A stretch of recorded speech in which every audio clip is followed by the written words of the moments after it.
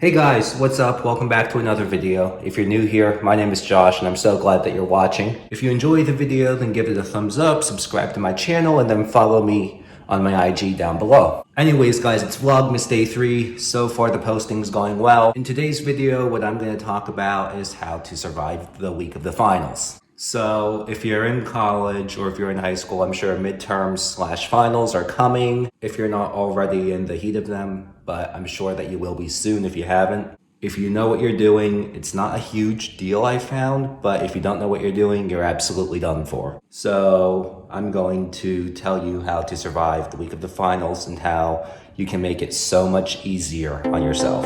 The first step to surviving finals is to write stuff down and take lots of notes. I know that sometimes this can be boring and quite monotonous sometimes, but often I think the teacher will tell you what's important or will say take notes here at this part. So in some ways they kind of give you a cue and you just have to follow along. Also, at least in my case, I've been very fortunate with all my classes that they give you clear instructions and they tell you what's going to be on the quiz and on the finals.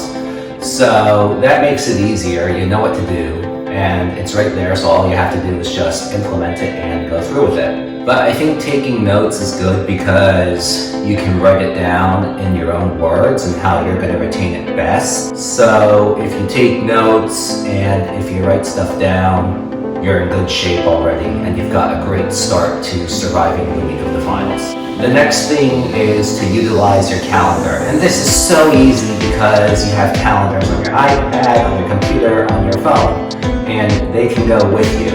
It takes only 10 seconds to write down a notification or to put an event in your calendar, and it can save you all the trouble of the night before not knowing where you're going or what time something is. This too can get boring, and especially if you're like my college where you use Canvas, so everything's already there.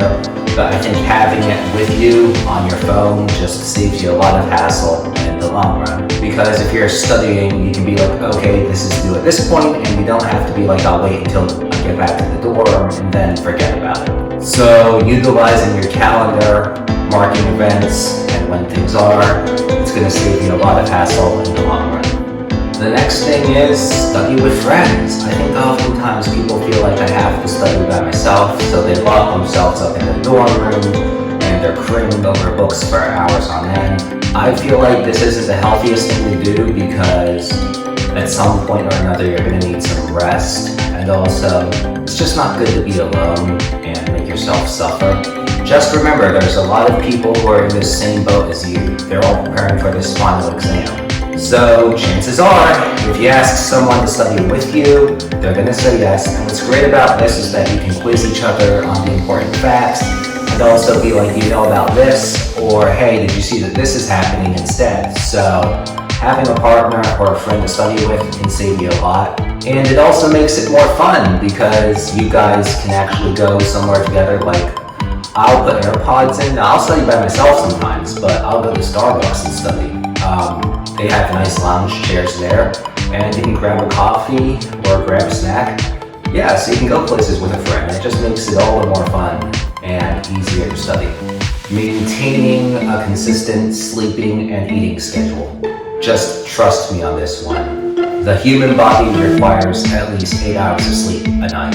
So if you're not getting that, and if you're pulling all-nighters and cramming, like, hey, I'm gonna cram 500 vocabulary words the night before my quiz, that's not gonna go well for you. You'll be up until 5 in the morning, fall asleep for an hour and a half, and then you have to get breakfast, go to your quiz that's like at 7:30, and then you're dead. If you can maintain a consistent sleeping schedule and eating schedule, that's gonna save you, because it's just gonna keep you going, and just trust me.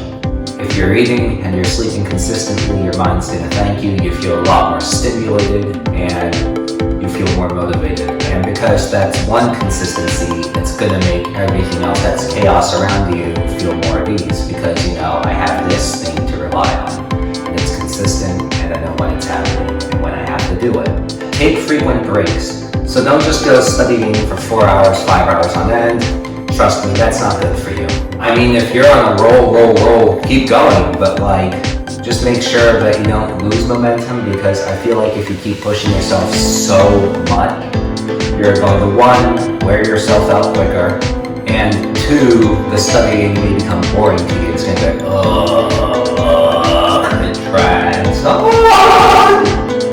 just trust me.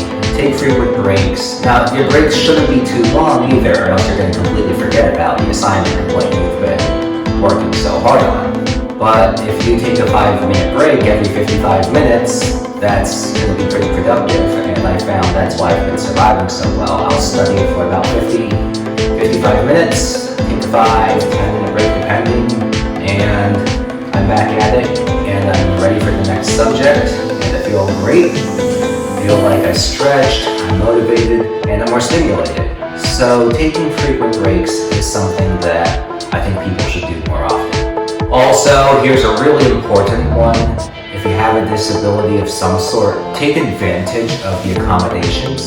Trust me, I'm on the autism spectrum, although it's mild, I still have it. So whether your accommodation allows you extended periods of time on the exam, or taking it by yourself without people around so that there's fewer distractions, take advantage of the accommodations given to you. I've done that with one of my classes, and it's paid off big time. I mean, I have straight A's in all my classes right now, so I cannot complain. But seriously, if you take advantage of an accommodation, it could be the difference whether you pass or whether you fail that class. So please, especially if you have a disability, do not hesitate to use it. Next thing is call home every now and then. Call your mom and dad and say, hey mom, dad, I really need your help right now. I am struggling. Now, I get that there are some parents who will kick you out when you turn 18, and those parents, I don't understand, but I think for the most part, your parents are going to be very, very happy to hear from you, and they're going to be more than happy to help you out. I don't think that your parents would send you to college if they felt you couldn't do it. And also, I'm pretty sure that your parents in the back of their minds are expecting you to call them at some point saying that you need help, or just saying, I need your comfort and your love right now. I'll be quite honest, a lot has happened in my family life recently, and I haven't called home as much as I should have. So, you know, your mom and dad love you very, very much, just remember that. And they want to support you. They want to see you graduate, and they want to see you excel at your dream career and your learning. So call home, ask them for help, and chances are your parents are gonna be there for you and love you every step of the way. Real quick, mom and dad, if you're watching this, I love you very, very much, and I'll see you in 2 weeks. The best thing that you can do though is stay relaxed. Now, chances are, if you've done everything and you feel like you've tried your best and you've studied as much as you could, then you're bound to be less nervous than if you haven't. But regardless, on exam day, don't go into that mindset of, oh my gosh, it's a final, and oh, I am so nervous, my heart is beating at 200,000 beats a minute. Take it with confidence. Be confident in yourself that you know what you're doing. Trust me, the more confidence you have, the better. Now, don't get cocky and all, but do what I did, and I was like, I'm gonna do really well. If I don't, say something and it shows what I need to work on. But if I do, then I know that what I'm doing is working. So far that's the case. Like I said, straight A's, I'm not complaining. And I relaxed on my days of the finals. I didn't think of it as a final exam. I literally thought of it as just another test. And I think that can help you tremendously, because oftentimes I think the word final, you're thinking life or death. And it's not life or death. Now granted, it's a bigger test, but at the same time, a test is a test. And just because there's more questions or there's more information, it doesn't mean that, you know, much has changed. The timing is just a little bit longer and there's more questions. Finding the balance of downplaying the situation and being nervous is hard, but I think some nerves are natural, but you also have to have confidence in yourself and don't doubt yourself, especially if you've studied and you've put in all the work. then just go in there and be like, I did it, I tried my best. Now all I have to do is produce, and the outcome is the outcome. I think watching your grade will speak volumes, and that can also be good because it will tell you what needs work and what's good. But on the day of the finals, you may have to realize that I'm struggling and succumb to the idea that I tried my best on this, but it's still not great, and that just tells you what you need to work on. So really don't sweat it. As long as you're really, really strong in other areas of the final exam, then it should balance itself out for the most part. So honestly, the best thing I can say is just relax on the day of the finals and have confidence. Know that you're gonna do well and that you've tried your best.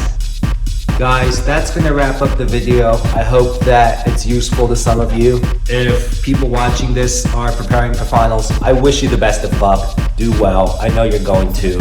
Push through these last few days, and then you're home free for Christmas break, and then you can kick your feet back and relax. If you enjoyed it, then give it a thumbs up, subscribe to my channel, and then follow me on my IG down below.